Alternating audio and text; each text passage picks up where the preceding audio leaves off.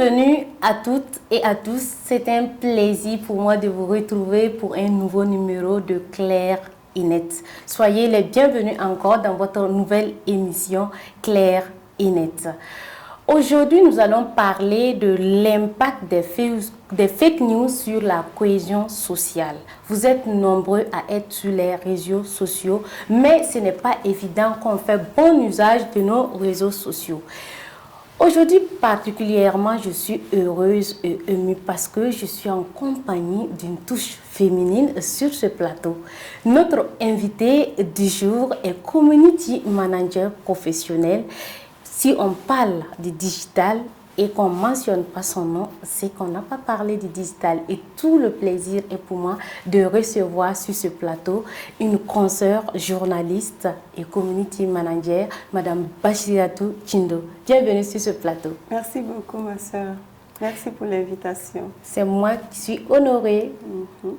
Je le disais en introduction, quand on parle du digital et qu'on ne parle pas de Bachiratou Kindo, c'est qu'on n'a pas parlé du digital. C'est vraiment un honneur, mais je ne pense pas que je sois la crème de la crème du digital, même si on a quand même été au début on va dire quoi, de la floraison de ces nouvelles plateformes.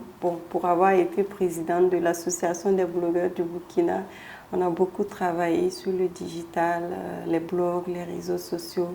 Quand même, je peux dire que je suis un peu la vieille mère des c'est l'humilité.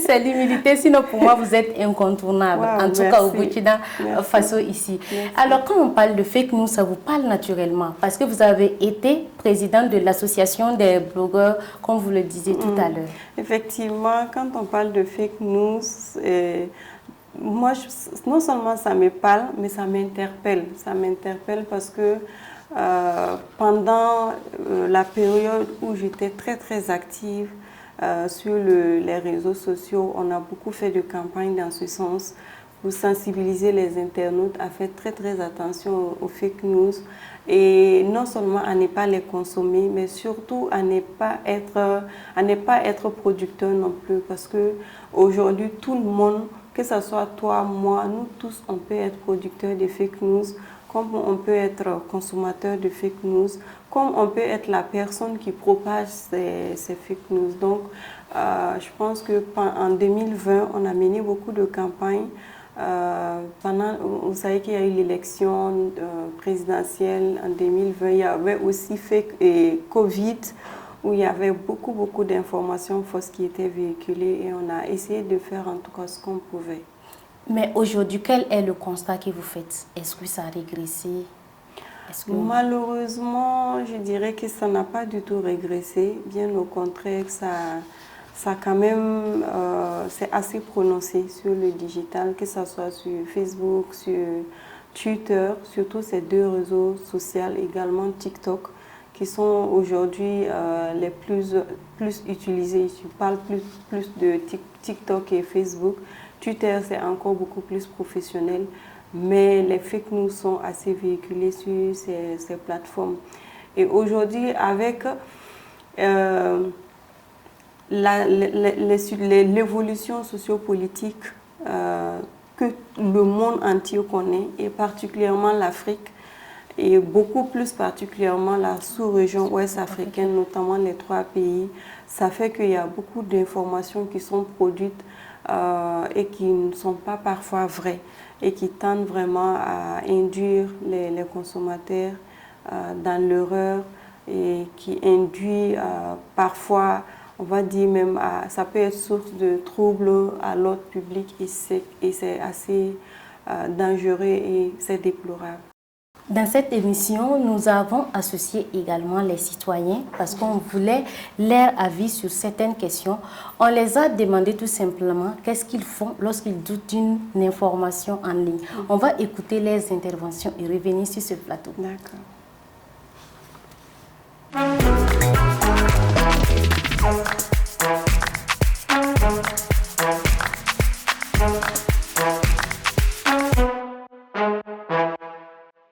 Il faut mettre l'accent sur ce concept de fake-checking. L'autre solution, c'est l'éducation aux médias. Je m'abstiens. Je n'en vois pas ça, en tout cas, dans un autre espace. Mais par contre, je peux quand même essayer, si je pense que M. Zabda est une personne ressource. Je peux m'informer auprès de lui pour demander, est-ce que tu as vu ça? Et est-ce que tu as les sources de ce qu'ils sont en train d'avancer? Si je tombe sur une information en ligne, que ce soit Facebook, Telegram, la première des choses, je regarde d'abord la personne qui a publié. Voilà. S'il s'agit d'une institution, je vérifie si ça relève du domaine de l'institution qui a publié. Et dans le cas contraire, je pars au niveau des sites reconnus officiellement que je fais confiance et je pars vérifier au niveau de ces sites. Et toutefois, si je ne vois pas l'information là-bas, d'ores et déjà, je me retiens. Lorsque je doute d'une information en ligne, premièrement, j'appelle mes contacts pour vérifier vraiment des journalistes certifiés. Ensuite, je recherche certaines pages, un peu de sources sûres pour voir si ces pages-là ont relégué l'information, pour voir vraiment si elle est vraie ou fausse.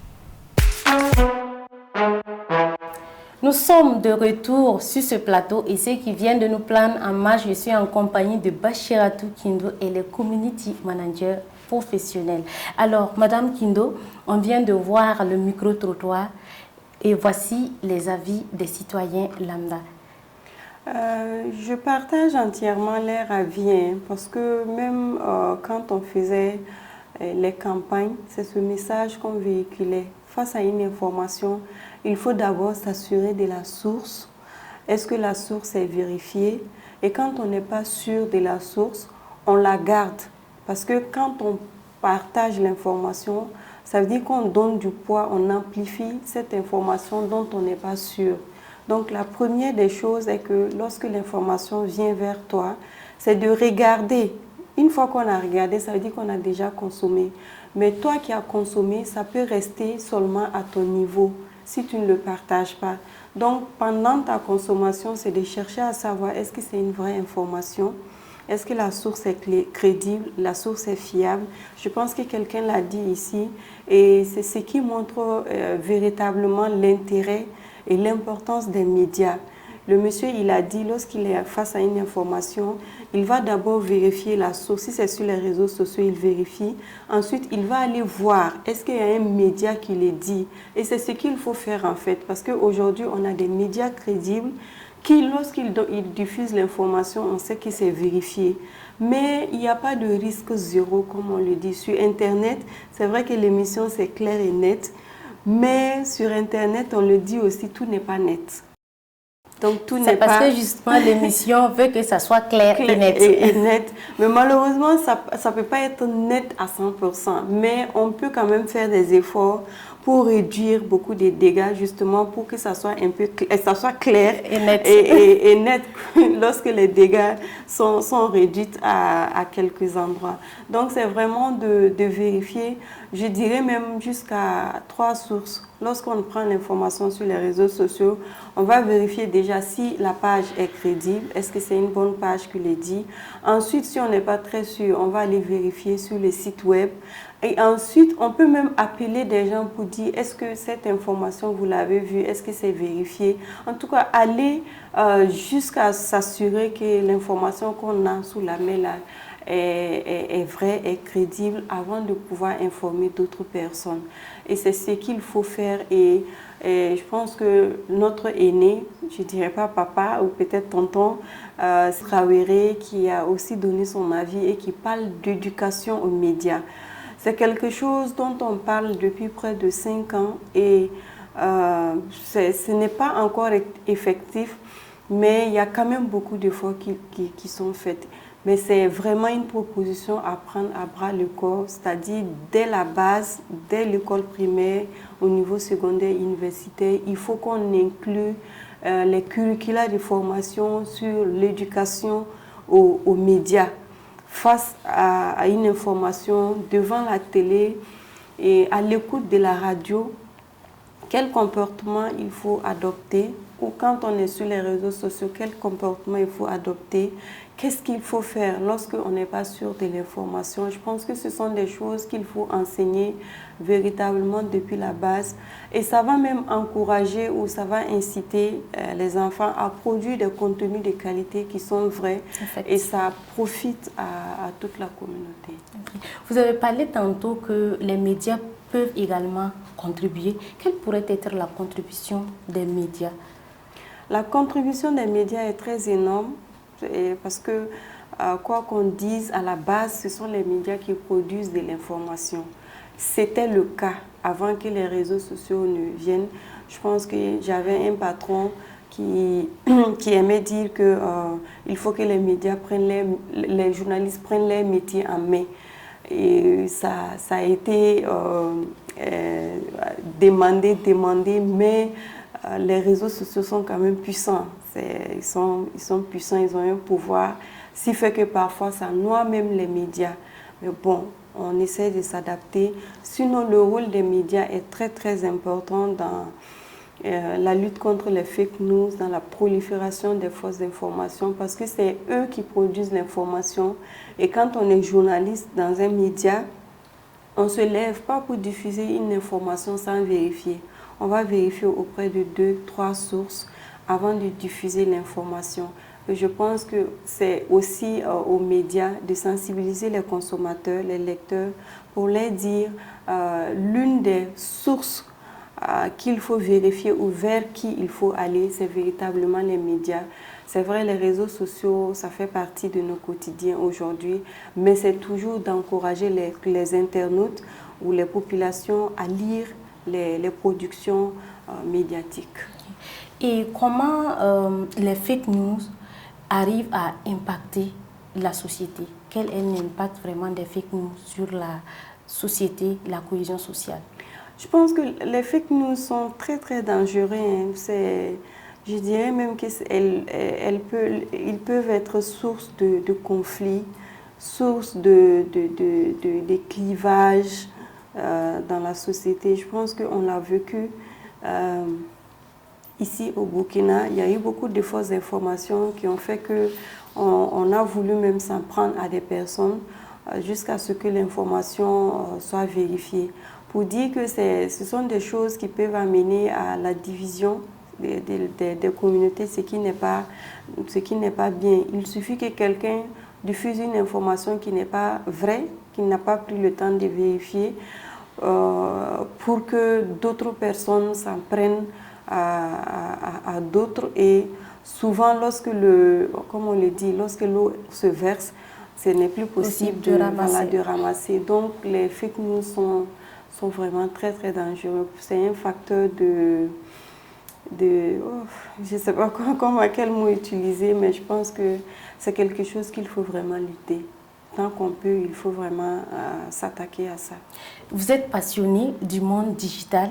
Est-ce qu'aujourd'hui, il y a des outils pour identifier les fake news? Il y a beaucoup d'outils. Je pense que lorsque il y a eu la masse, lorsque les gens ont commencé à venir sur Internet, notamment les réseaux sociaux, il y a des organisations qui ont été créées et qui se sont spécialisées dans les formations sur les fake news pour montrer en fait les outils, les conseils. Et par exemple, pour les journalistes qui étaient les premiers concernés par rapport à la lutte contre les fake news, je pense que la structure a fait des formations où il a donné des outils quand même. Aujourd'hui, on a Google cherche, enfin c'est en anglais, mon anglais n'est pas trop fort, mais il y a beaucoup d'outils qui permettent de vérifier une information, qu'elle soit une photo ou une vidéo. Il y a quand même des outils qui sont là, qui peuvent permettre de vérifier, mais tout le monde n'a pas. Même nous, journalistes, qui avons été enseignés là-dessus, parfois on n'a pas ce réflexe d'aller vérifier rapidement. Et souvent aussi, ces outils ne permettent pas d'avoir toutes les informations sur le fake news, donc ça a des limites. Mais il y a quand même des outils. Et je pense que le premier outil, c'est l'humain, c'est le consommateur d'abord, qui, devant l'information, doit s'assurer qu'elle est crédible. Déjà, se poser cette question-là, avoir ce doute-là, le premier doute est déjà un outil qui puisse permettre de vérifier l'information et de lutter contre les fake news. Merci beaucoup. Nous ne nous sommes pas trompés, c'est pour cela qu'on tenait vraiment à vous avoir dans cette saison également pour échanger afin qu'on puisse éradiquer les questions de fake news et autres sur les réseaux sociaux. Merci d'être passé. Merci. À vous, chers téléspectateurs, chers internautes, merci de nous avoir suivis. C'était un plaisir pour moi encore d'être en votre compagnie. On se retrouve très prochainement pour une nouvelle émission. Au revoir et à la prochaine.